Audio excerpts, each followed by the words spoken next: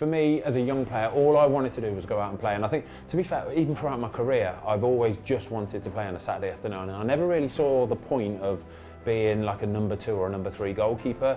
I always wanted to be out on that pitch because that's what did it for me. Training, I was always a bit, yeah, this is okay, but the main buzz was the Saturday afternoon. That's when it was all worthwhile.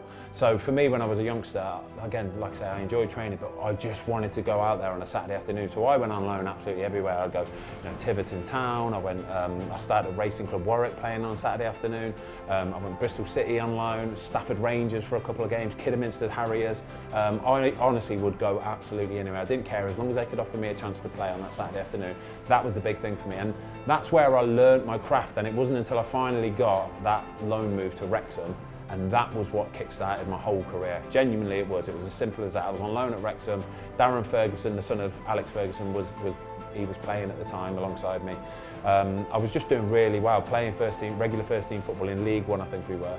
And now I played in the cup final, again did really well. Darren Ferguson must have had a few words with his dad about me, and that was it. The rest is history. Went and got a move to Man United off of the back of it. Never looked back. Well, Wrexham was one of the clubs that got an offer from early in the season as well, actually, yeah. No, it would have been cool, but like I say, I think you get to an age. For me, what happened was the end of last season, I was still playing in the Premier League with Watford, and I got to a Saturday, and for me, Saturday was always a day where it was all worthwhile. Do you know what I mean? You'd get this adrenaline buzz, and you'd buzz off it so much, and it would be like, this is why I do it. This is why you train hard all week.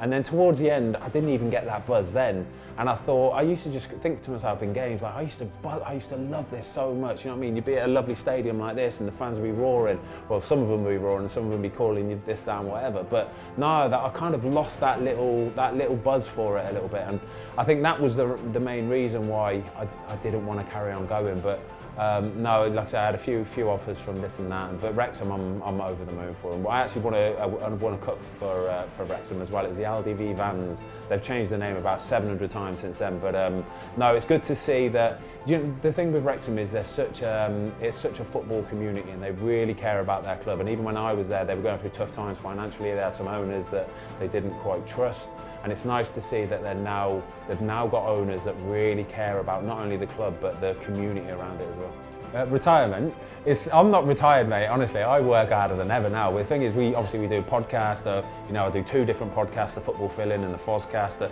I've got the Cycling GK still. We're always around doing bits and bobs here and there, everywhere. We're always travelling all around the country or maybe abroad. It's busy, but I love it, mate. I love being busy anyway. And most of the time I spend my time talking about football or past football, or we get people as podcast guests on, and we just really enjoy it, mate. So it's made it very easy to retire and go. It's a different job, don't get me wrong, it's a completely different job, but it's always good to have something set in motion anyway, so I know what I'm doing on a day-to-day basis. Soccer Aid's been one of those things, it's like an institution now, isn't it? It's been going so long, and it does such good work, and every year it comes round, you see. I want to be part of all like the laugh that the lads seem to be having before it, all the boys and girls. They're always in the hotel, they always seem to be having a few drinks, having a nice time. It just looks like a really nice atmosphere, and it'll be an absolute pleasure to be a part of it.